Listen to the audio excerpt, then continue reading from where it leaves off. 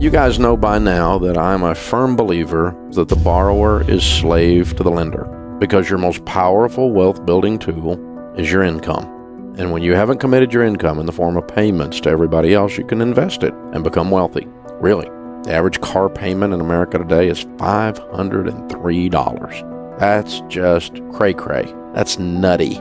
If you invest $500 in a decent growth stock mutual fund from age 30 to age 70, you'll have over $5 million. That one thing will make you worth $5 million. Isn't that amazing? And so I've become known for getting people out of debt, and it changes your life. It changes your family tree. It changes your retirement. You retire with dignity. You don't have to buy that cookbook, 72 Ways to Prepare Alpo, and love it. But you have to do it on purpose. And getting out of debt in order to invest is the shortest way. And what is amazing to me is that almost the entire financial industry focuses on one part of the equation, and that's the investing part of the equation. And they all have a bunch of theories. Now, I've had all the letters and licenses after my name. I have a degree in finance. I've had all the licenses in the business. It is amazing the number of people in the financial world, whether they're financial advisors, writers, bloggers, whatever they do, that have opinions about money that don't have any money, and whose track record on teaching people to invest and getting them to invest sucks. 3% of the public is where all of those people make their money, off wealthy people. They make all their money off wealthy people. And most of the advisors out there won't fool with you if you don't have some money. They don't want to sit down and talk to you. And so we started teaching people, of course, all these years ago, how we invest. And then as we've met with many, many, many thousands of millionaires over the years, how did they invest? What are they doing? Well, we suggest, and I personally invest in good growth stock mutual funds. I spread it across 4 types: growth and income, growth, aggressive growth, and international. And I buy mutual funds that have at least a 10-year track record. Well, Dave, shouldn't you just buy index funds? Well, you can if you want. Index funds, basically an S&P 500 fund, mirrors the market. That basically is the stock market. And so you're going to do exactly what the stock market does, good or bad. The mutual funds that I buy outperform the S&P 500. And they're really not that hard to find.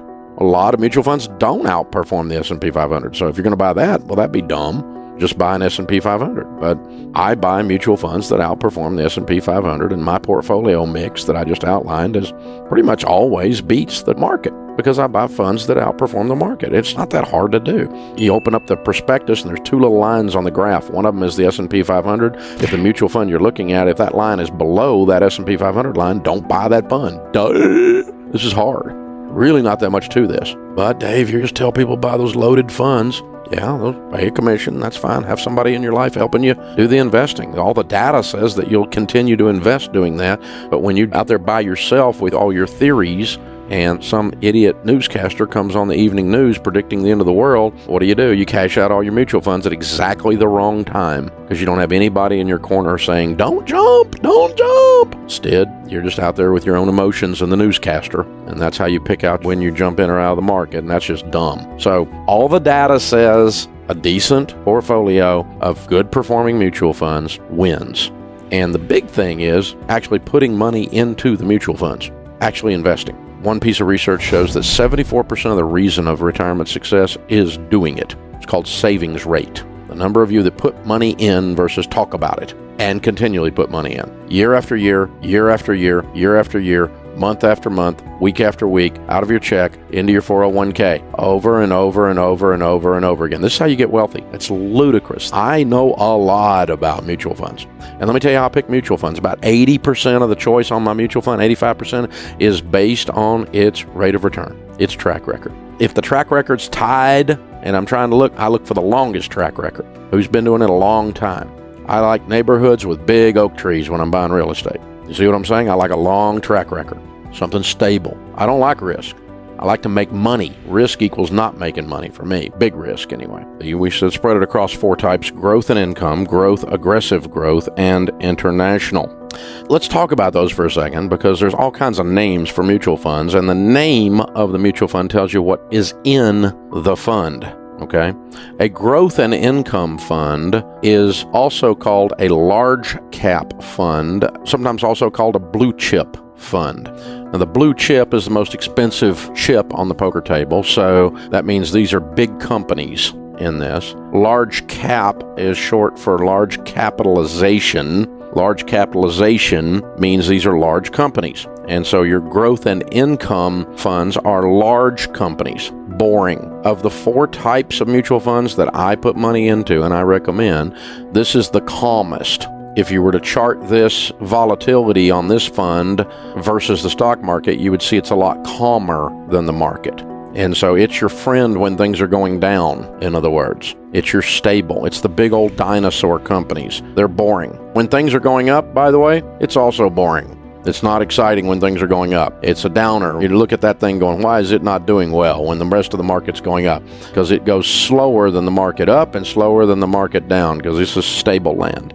A growth fund is right in the middle. The S&P 500 index fund would be considered a growth fund. A growth fund is companies that are growing. They're kind of medium-sized companies, so you might hear it called mid-cap fund. These are just standard growth stock mutual funds. There's a whole lot of these out there. Ton of funds that fall in this area. The idea is pretty simple. The growth fund, that's kind of right there in the middle. You want something in the middle. It's pretty much going to do about what the market does in terms of volatility, but you can get mutual funds that are growth stock mutual funds that outperform the S&P 500.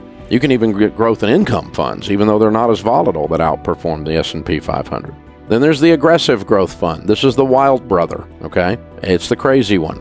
And so you might guess it's going to be also called a small cap funds. These are the small companies, the startups. A lot of tech companies would fall into there. Very crazy. All the fun, weird stuff is in there. And that means some of it fails and goes to zero. And so it's a crazier mix. It's going to be much more volatile than the stock market is. So it's going to go up faster than the market goes up, but it's going to go down faster than the market goes down. Small cap, aggressive growth stock mutual funds, also known in there as emerging market. You would call it that too as well. International funds means that the stocks in it are overseas companies. They're not American companies. It has a kissing cousin called a global fund. If you think of a globe, what is it? It's everything. So that would have international and U.S. companies in a global fund, and it would be a cousin to an international. By the way, American companies generally outperform other international companies by and large as a group, and so your international fund will be your worst performing of the 4 over the last several decades. And a global fund will outperform an international fund because you put some spice in there, you put some American companies in there usually, and so they're a little bit better, but at least you got some stuff overseas. You're not 100% betting on the American economy.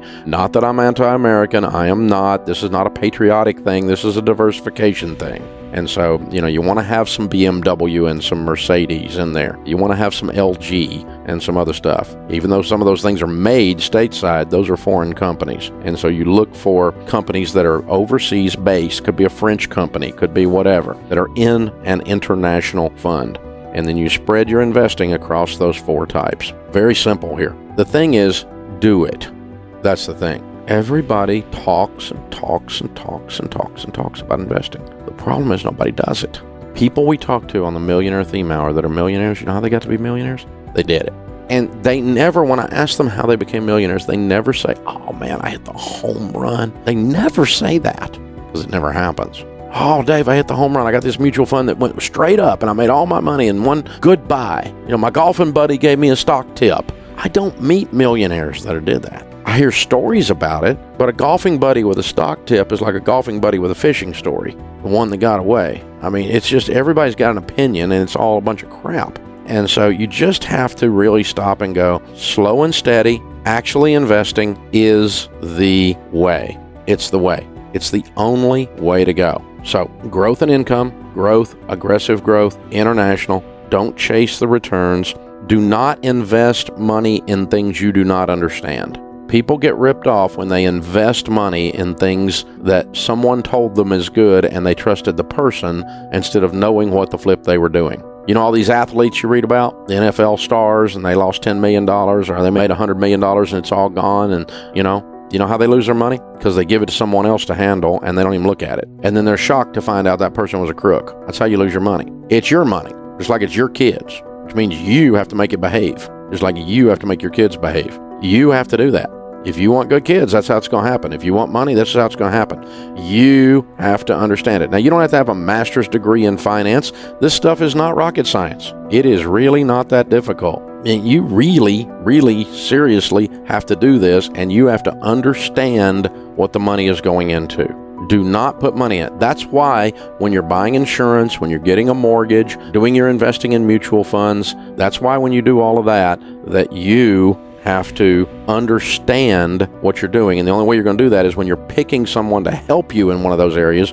You're doing your estate plan if it's complicated. You're doing your taxes if they're complicated, that kind of thing. You need someone sitting on the other side of the table that is not a salesperson, but they have the heart of a teacher, not the heart of a salesperson. I'm an easy sale once I understand something, but until I understand it, I'm not putting a dime in it. I'm not going forward with this. It's that simple.